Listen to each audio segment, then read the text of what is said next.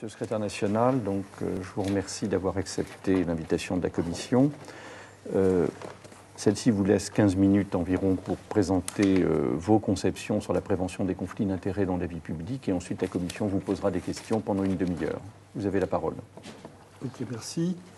Bien, la première remarque que je veux faire, c'est que je crois que insister sur un aspect qui peut-être est d'évidence, mais c'est que nous ne sommes pas, à nos yeux, devant un problème conjoncturel, mais devant une exigence républicaine fondamentale. Il ne s'agit donc pas de prévenir tel ou tel problème d'actualité, mais de refonder dans des conditions qui ont beaucoup évolué cette conception du conflit d'intérêts et de sa prévention. La non-confusion de l'intérêt général porté par l'action publique et des intérêts particuliers est un fondement auquel nous attachons une grande importance. Il s'agit donc à nos yeux d'une obligation positive que chacun devrait s'imposer, chacun de ceux qui sont amenés à exercer des responsabilités publiques d'importance devrait s'imposer dans l'intérêt général. La transparence ne devrait donc pas être une règle subie en cas de suspicion de conflit d'intérêts, mais une règle positive, assumée, anticipée par tous les responsables prétendant l'exercice de charges publiques, a fortiori les plus hautes. C'est ce que je voulais dire pour commencer, parce que je crois que ces principes du coup d'exigence républicaine, de transparence maximum, et donc de renforcement des règles actuelles, nous paraissent nécessaires. Le cas où nous connaissons la définition, enfin vous la connaissez beaucoup mieux que moi, la définition du conflit d'intérêts, dans le cas où une décision qui doit être prise dans l'intérêt général est viciée par des intérêts particuliers, par des intérêts privés d'un responsable ou d'un agent public. Il y a des dispositions qui la définissent actuellement, d'incompatibilité, d'inéligibilité, et il y a la déclaration de patrimoine à l'entrée et à la sortie. Bon, ce sont actuellement les dispositions. À nos yeux, ces règles doivent être revues et renforcées, notamment parce que la situation, l'environnement de l'exercice des charges publiques s'est beaucoup modifié. Et le risque, à nos yeux, est de vivre sur une vision du conflit d'intérêts et du champ visé par les dispositions actuelles qui risquent d'être dépassées. On a une proximité, une porosité entre pouvoir public et argent qui est plus importante, qui tient beaucoup à l'évolution de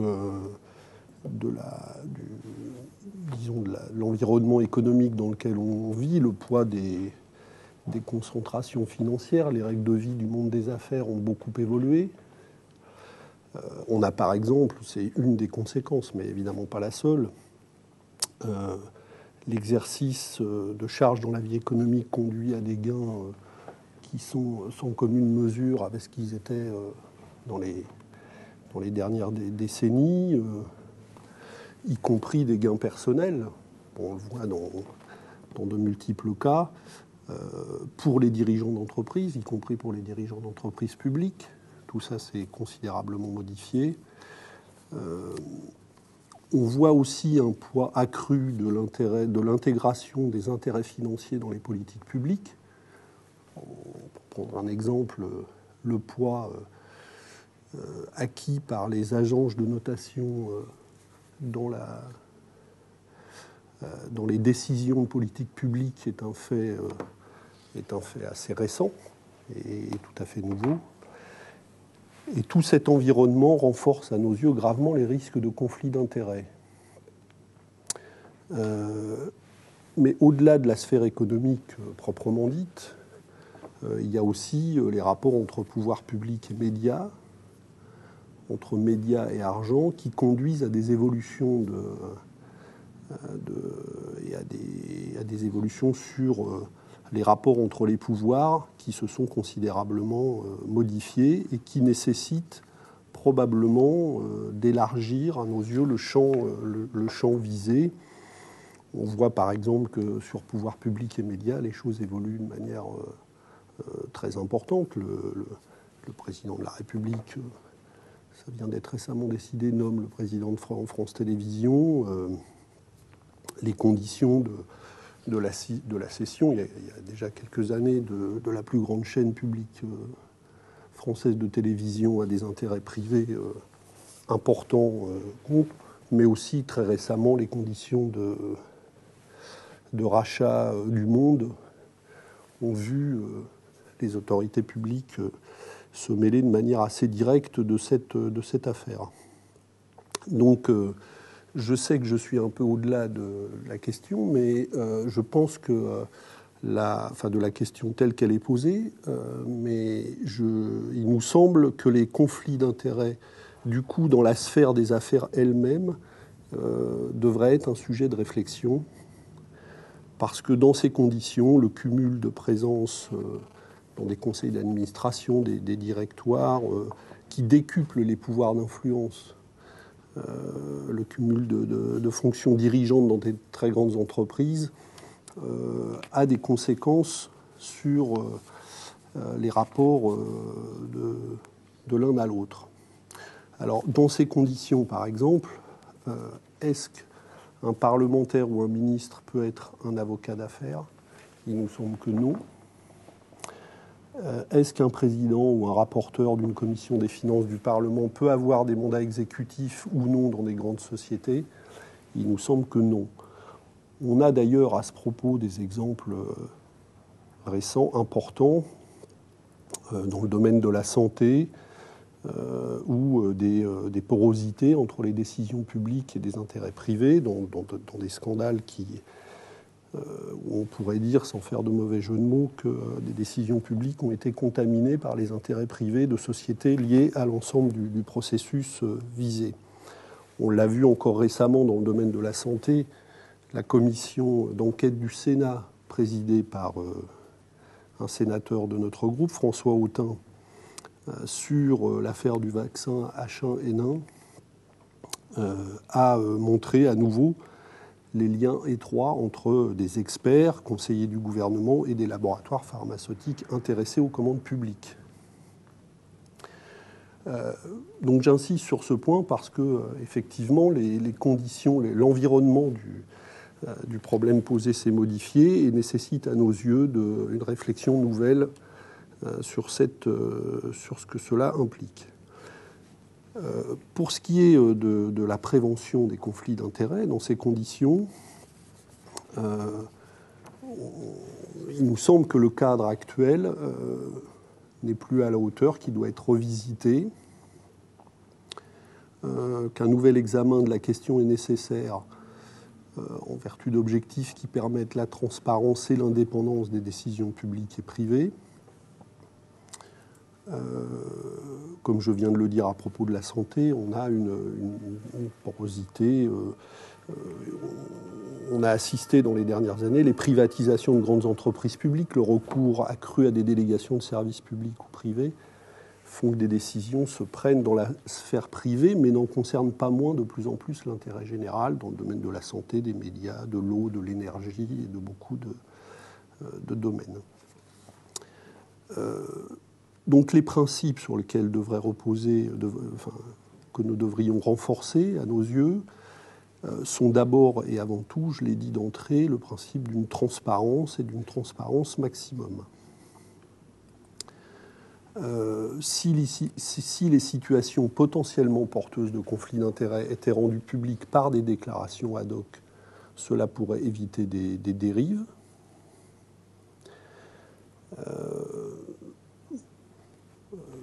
Il y a des situations connues de parlementaires de premier plan qui suscitent des questions et qui révèlent ce problème.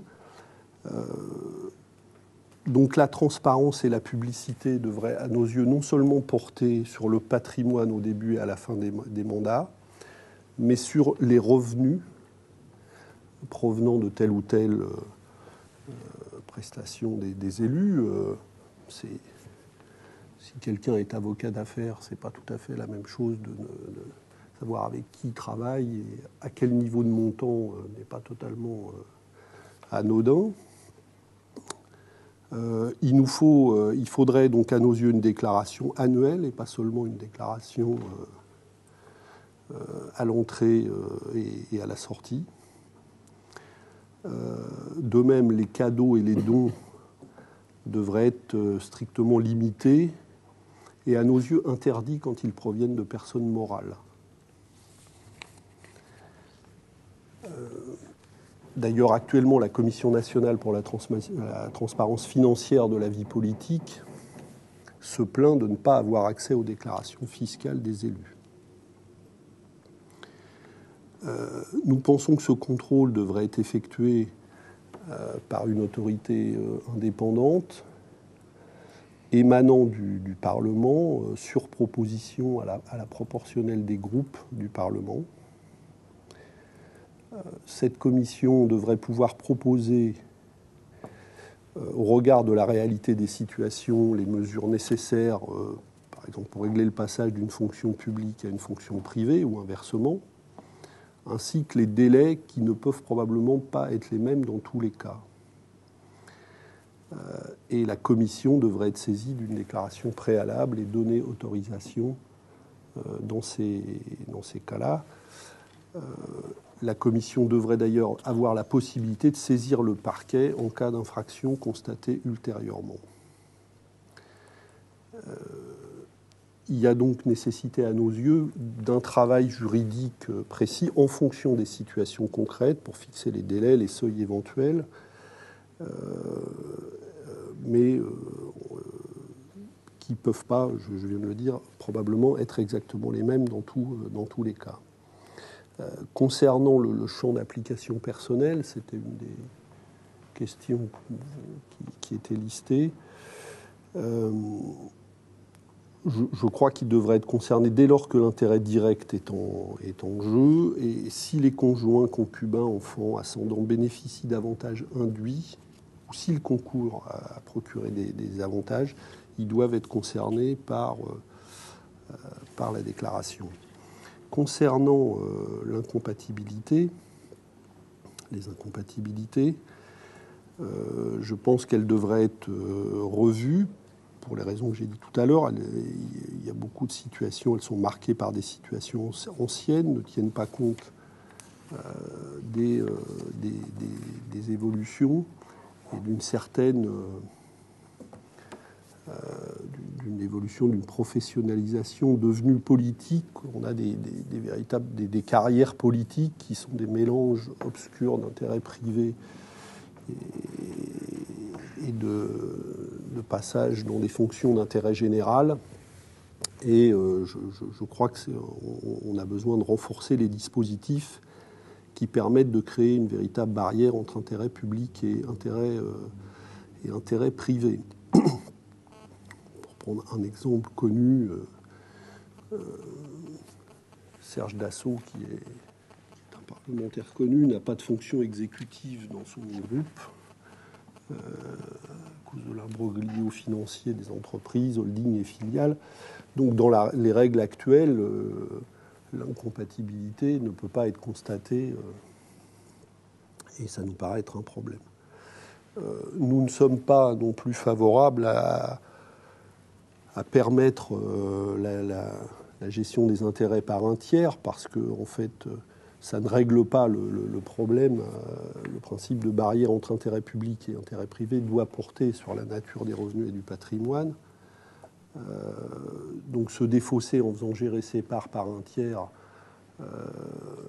ne résout pas le problème. Il devrait donc y avoir une barrière plus forte fixée pour ne pas permettre la confusion. Merci. Merci bien. Nous allons vous poser donc des questions. En ce qui concerne la déclaration des intérêts, vous estimez qu'elle devrait s'appliquer à quelle catégorie de public? Est-ce qu'elle devrait s'appliquer aux ministres, qui relèvent donc du champ de notre commission? Est-ce qu'elle devrait s'appliquer aux membres des cabinets ministériels? Est-ce qu'elle devrait s'appliquer aux hauts fonctionnaires? Quel serait, selon vous, le champ de la déclaration d'intérêt? Je crois que nous aurions intérêt, si je puis m'exprimer ainsi, à ce qu'il touche l'ensemble des fonctions. Je crois que nous sommes dans une situation où, je le dis, la transparence maximum serait de bonne politique. Nous nous inquiétons beaucoup, pour notre part, d'une situation où la suspicion, faute de règles de transparence suffisamment en règle, gagne une partie inquiétante de l'opinion publique, et ça ne nous paraît pas une situation saine. Donc je crois qu'il est souhaitable de ne pas limiter. Vous êtes pour un champ large de la déclaration d'intérêt. Alors cette déclaration d'intérêt devrait viser quel type d'intérêt? Des intérêts financiers, des intérêts matériels, ou aussi des intérêts, j'allais dire, plus idéologiques, confessionnels, etc. Enfin, est-ce que la déclaration d'intérêt doit se limiter aux intérêts matériels, ou est-ce qu'elle doit avoir un champ plus large, selon vous? Les intérêts financiers et matériels sont le cœur et l'essentiel dans la situation actuelle. Ensuite, peut-être d'autres cas mériteraient d'être examinés, mais probablement avec beaucoup de prudence. Bon, je prends un exemple. Il existe des lobbies, entre guillemets, enfin oui, des lobbies de toute nature qui ne sont pas que à visée financière, on connaît, et qui peuvent peser sur des décisions prises, par exemple en matière d'avortement, de décisions de santé, ça existe, les lobbies pro-vie. Donc peut-être ça mériterait d'examiner cette situation aussi. Vous êtes favorable à une déclaration d'intérêt portant, je dirais, sur la totalité des intérêts qui seraient non seulement matériels, mais aussi moraux, en gros, au sens large. Donc, oui, allez-y. Est-ce que dans le conflit d'intérêts, vous mettez par exemple la possibilité pour un ministre d'exercer une fonction locale? Est-ce que pour vous, l'incompatibilité doit être totale?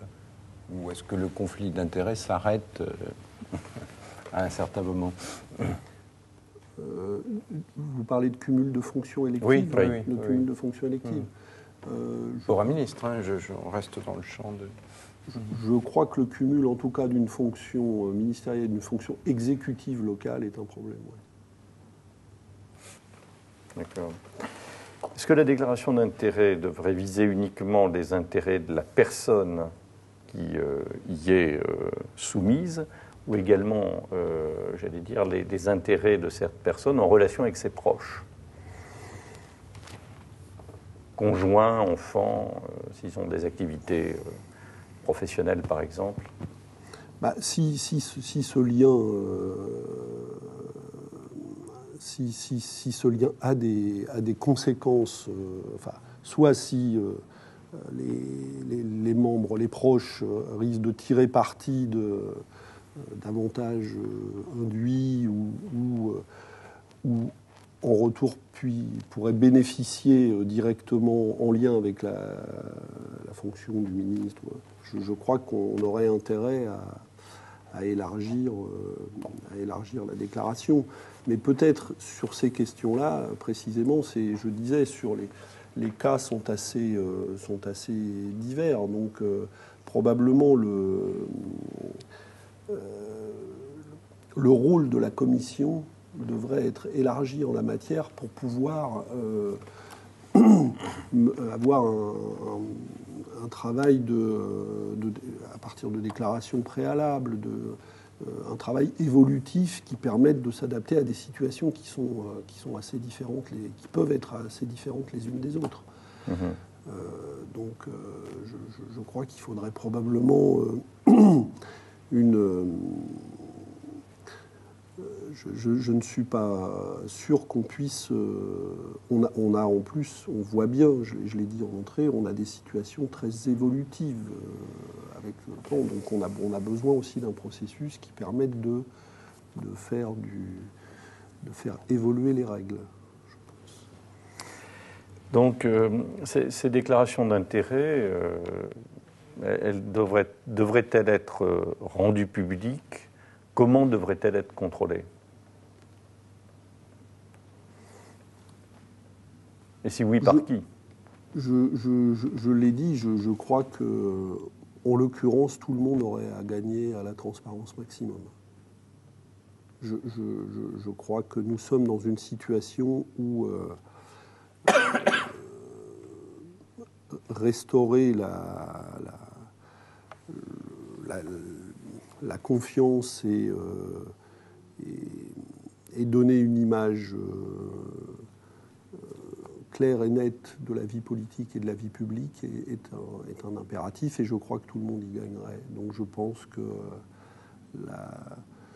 je crois qu'il y a des pays même où ces déclarations sont même publiées sur Internet. Je ne sais pas s'il faut aller jusque-là, mais disons qu'elles doivent en tout cas. Je ne suis pas sûr qu'il faille aller jusque-là, pour tout dire. Mais en tout cas, elles doivent pouvoir être disponibles et accessibles. D'accord. Est-ce que, selon vous, il faut réglementer notamment le lobbying, et le lobbying à l'intérieur d'un gouvernement ou à l'intérieur même de l'administration?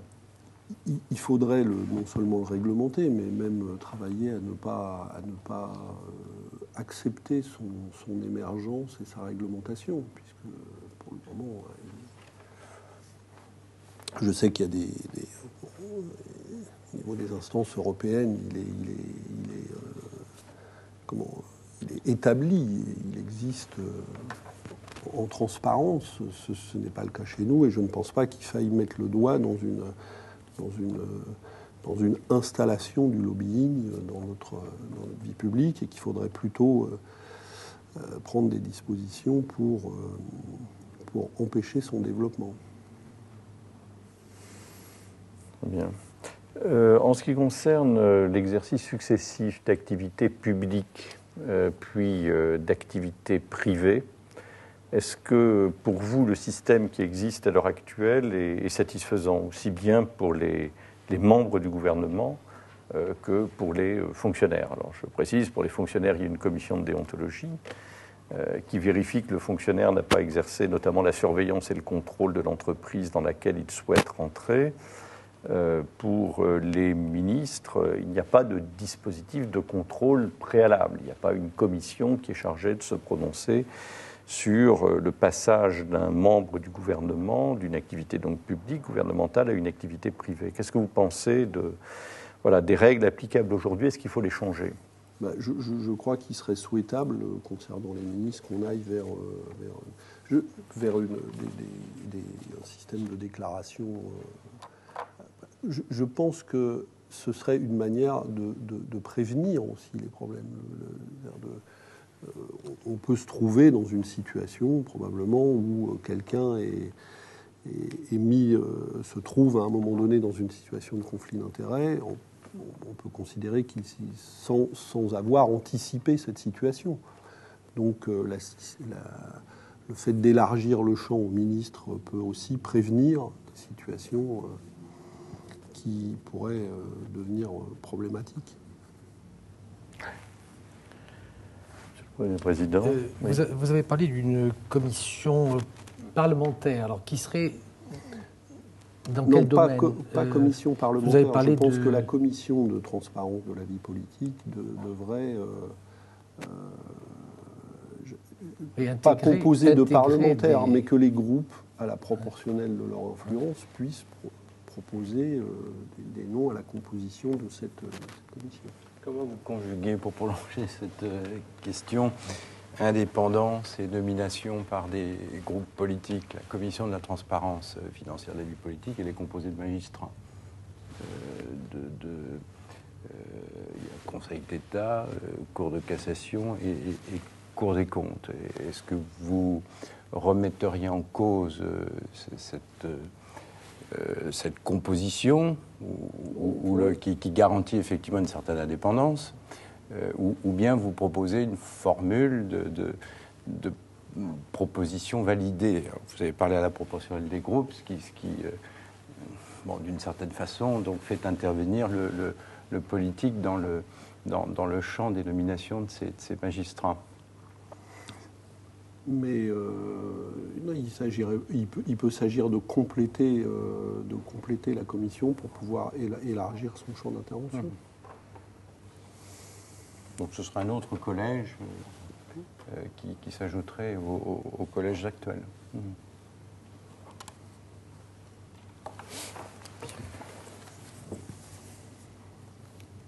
Très bien.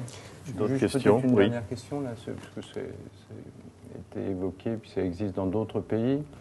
Est-ce que vous estimez qu'un fonctionnaire qui devient ministre, par exemple, doit de fait quitter la fonction publique? C'est-à-dire, est-ce qu'on peut rester...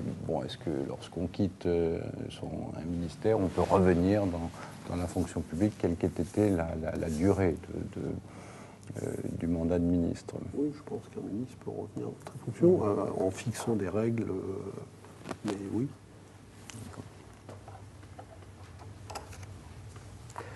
Et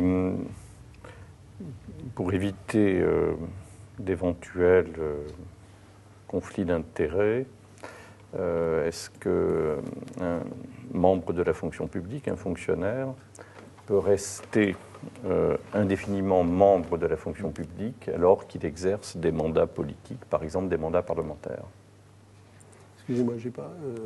Est-ce qu'un fonctionnaire peut rester membre de la fonction publique pendant une partie importante de sa carrière, tout en exerçant en réalité en détachement des mandats politiques et notamment des mandats parlementaires?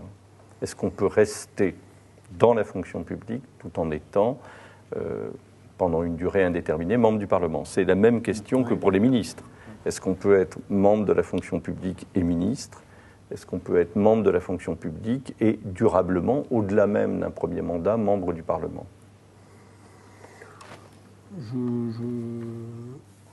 Je pense que si durant l'exercice des mandats successifs, il y a clairement pas de confusion, je ne vois pas pourquoi le retour après serait, dans la fonction publique serait interdit. Okay. D'accord. Merci. D'autres questions, Monsieur le Premier Président? Merci. Merci bien.